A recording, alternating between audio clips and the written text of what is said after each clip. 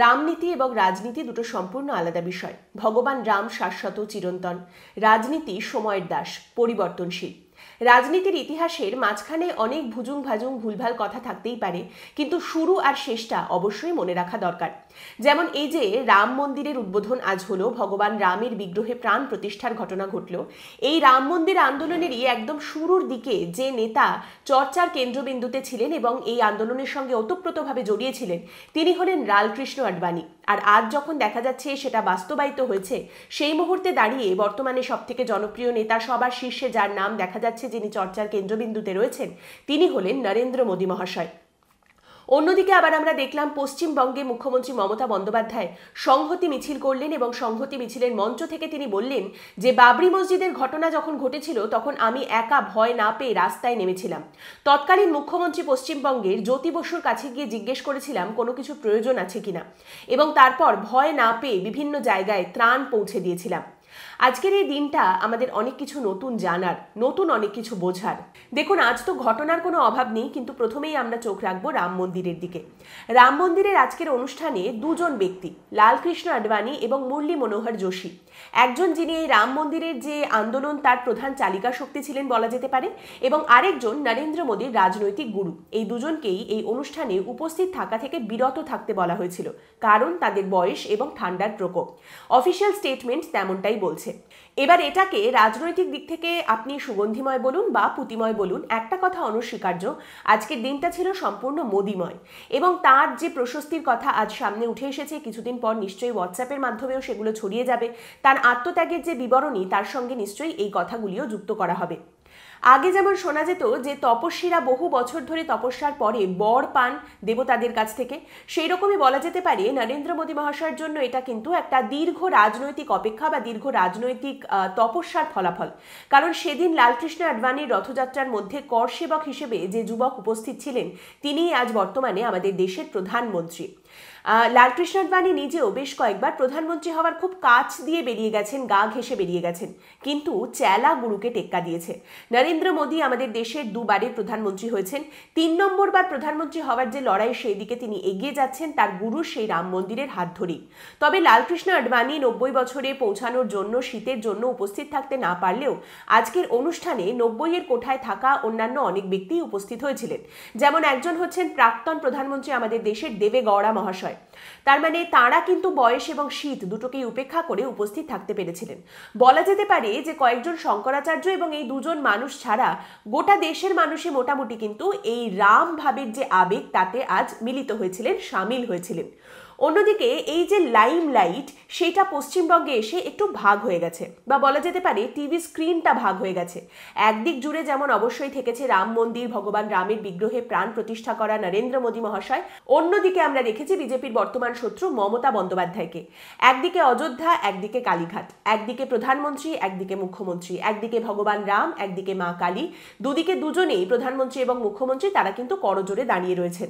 কিন্তু এইটাকে কিন্তু একেবারেই প্রধানমন্ত্রী বনাম মুখ্যমন্ত্রীর সংঘাত ভেবে নেবেন না। এটা পশ্চিমবঙ্গের রাজনৈতিক সংঘাত, যেটা থেকে আপনি কোনো কিছুকেই বিরত রাখতে পারবেন না। একমাত্র বিরোধী দল বা বিরোধী রাজনৈতিক শক্তি হিসেবে তৃণমূল কংগ্রেস কিন্তু পশ্চিমবঙ্গে একটি পাল্টা কর্মসূচির আয়োজন করেছিল। গোটা দেশের অন্য কোনো রাজ্যে কোনো বিরোধী শক্তি বা বিরোধী রাজনৈতিক দল কিন্তু সে পথে এগোয়নি। এই জন্যই গোটা দেশের নজর আজ রাম মন্দিরের দিকে থাকলেও পশ্চিমবঙ্গের নজর একটু হলেও ঘুরেছে, পশ্চিমবঙ্গে অন্য একটা জায়গাও সামনে উঠে এসেছে। কলকাতায় একটি প্রতিবেদন বলছে আজ 60টি মিছিলের আয়োজন করা হয়েছিল। আপনারা যদি কেউ আজ কলকাতা গিয়ে থাকেন কোনো কাজের জন্য, যদি যেতে হয়, তাহলে আপনার জন্য অনেকটা সমবেদনা রইল। যাই হোক, এতগুলো মিছিলের মধ্যে অবশ্যই মূল মিছিল হিসেবে উঠে আসছিল দুজনের কথা। একটি মিছিল মমতা বন্দ্যোপাধ্যায়ের এবং একটি শুভেন্দু অধিকারী। না, ভয় পাবেন না, আগের মতো একসাথে নয়, বিরোধী হিসেবে একেবারে দুই বিপরীত মেরুতে। এবং সেই মিছিলের মধ্যে থেকে দুজনেই কিন্তু রাজনীতি থেকে সরে গিয়ে কিছু বার্তা দেওয়ার চেষ্টা করেছেন। যেমন শুভেন্দু অধিকারী জানা যাচ্ছে যে রাম মন্দির সংক্রান্ত একাধিক অনুষ্ঠানে যোগদান করেছেন, মিছিলেও তার হাঁটার কথা ছিল। অন্যদিকে মুখ্যমন্ত্রী মমতা বন্দ্যোপাধ্যায়ের মিছিলে আমরা দেখলাম তার পাশে হাঁটছেন ধর্মগুরুরা। রাজনৈতিক ব্যক্তিত্বরা একটু পেছন দিকে, তার সঙ্গে পাশেই রয়েছেন ধর্মগুরুরা। সর্বধর্ম সমন্বয়ের একটি বার্তা তিনি সামনে রাখার চেষ্টা করেছেন। একদিকে যখন আমরা দেখলাম যে একজনের গন্তব্য মন্দির, আরেকজন মন্দির, গুরুদ্বারা, চার্চ এবং মসজিদ সবটাই ছুঁয়ে গেলেন। ধর্মকে যে যে ভাগে বেছে নেওয়া হয়েছিল সেখানে সাধুবাদ থাকুক বা সততা, দেখনদারির ক্ষেত্রে কিন্তু কোথাও কোনো অভাব রাখা হয়নি। যে যার ভোটার ডেমোগ্রাফিক খুব ভালোভাবেই চেনে, সে আনে রাম জানে, রহিম জানে।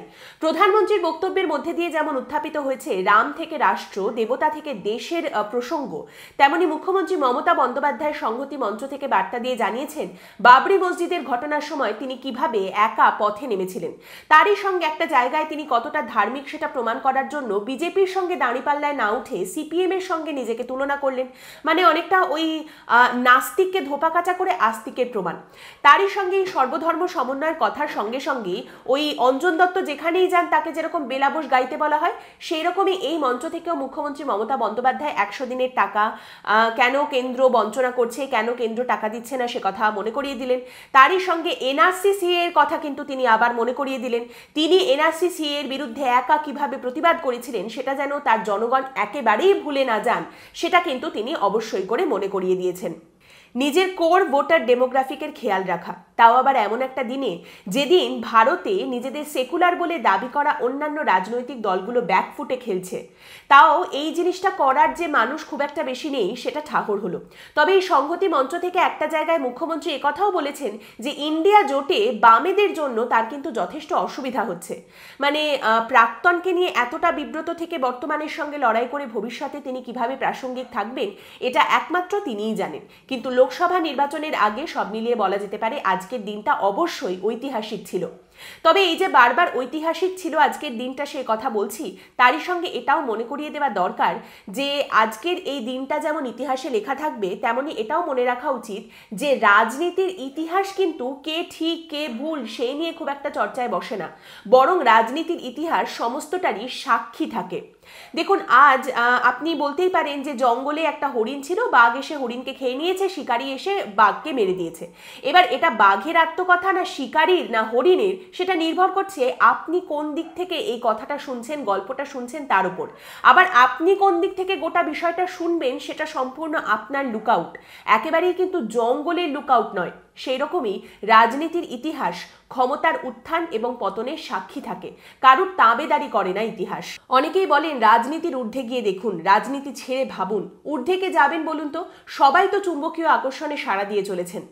আজকের এই দিনটার র্যামিফিকেশন, পলিটিক্যাল র্যামিফিকেশন যে দেখা যাবে, লোকসভা নির্বাচনে প্রভাব দেখা যাবে, সেটা বলার জন্য অবশ্যই জ্যোতিষী হওয়ার প্রয়োজন হয় না। তার কারণ আবেগ ছাড়া মানুষ হয় না, আর আবেগের মধ্যে সবার উপরে রয়েছে ধর্মীয় ভাবাবেগ।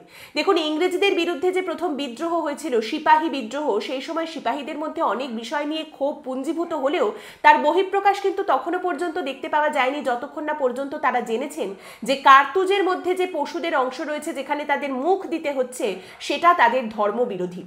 কিন্তু আজকের এই ঘটনার পরেও অবশ্যই সোশিও পলিটিক্যাল দিক থেকে প্রশ্ন উঠতেই পারে যে একটা সময় স্লোগান উঠেছিল বাচ্চা বাচ্চা রাম কা জন্মভূমি কে কাম কা, সেই বাচ্চারা আজ বুড়ো বুড়ি হয়ে গেছেন, ইস্যু সম্পূর্ণ হয়ে গেছে, কমপ্লিট হয়ে গেছে। এরপর তাহলে কি রাম রাজ্য, সেই রামরাজ্যের প্রতিষ্ঠা, সকলের সুখে থাকা, এই সমস্ত কিছুর দিকে এগোনো হবে, নাকি সেই পুরনো ফর্মুলার দিকেই আবার এগোনো হবে? কারণ স্লোগান তো এটাও উঠেছিল যে অযোধ্যা সির্ফ ঝাঁকি হ্যায়, কাশী মথুরা আভি বাকি হ্যায়।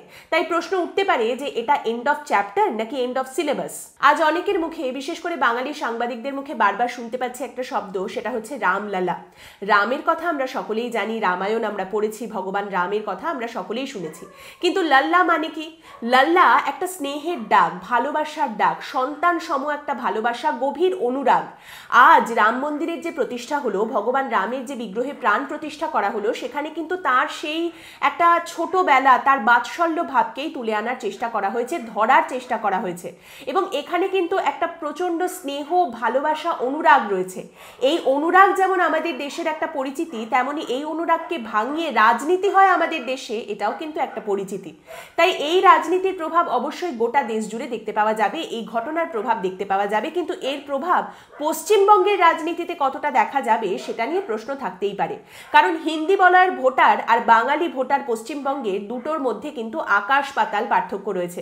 আমাদের পশ্চিমবঙ্গের রাজনীতির, পশ্চিমবঙ্গের ভোটারের একটা উদাহরণ আপনাদের সামনে তুলে ধরি। অর্ণবাংশু নিয়োগী একটা ছবি তুলেছেন। ছবিটা চোখে পড়ার পরে আমার মনে হলো পিকচার সেজ 1000 ওয়ার্ডস। সত্যি দেখুন, মঞ্চটা রয়েছে এসইউসিআই এর একটা মঞ্চ। দর্শক আসনে একজন ব্যক্তি বসে রয়েছেন যার জামার পেছনে লক্ষ্যকণ্ঠে গীতা পাঠের স্বেচ্ছাসেবকের কথা লেখা রয়েছে। সেদিন হয়তো অনেক জামা বিতরণ করা হয়েছিল, তিনিও তার মধ্যে থেকে একটা পেয়েছেন। তিনি হয়তো কোনো কাজের জন্য এসেছেন, কারা বক্তৃতা রাখছেন, কি নিয়ে বক্তৃতা হচ্ছে সে সম্পর্কে তিনি হয়তো খুব একটা জানেন না, আবার হতেও পারে জানেন। তিনি হয়তো ভাবছেন এত বড় একটা সমাবেশ হয়েছে, এখানে নিশ্চয়ই খাওয়া দাওয়ার ব্যবস্থাও থাকতে পারে।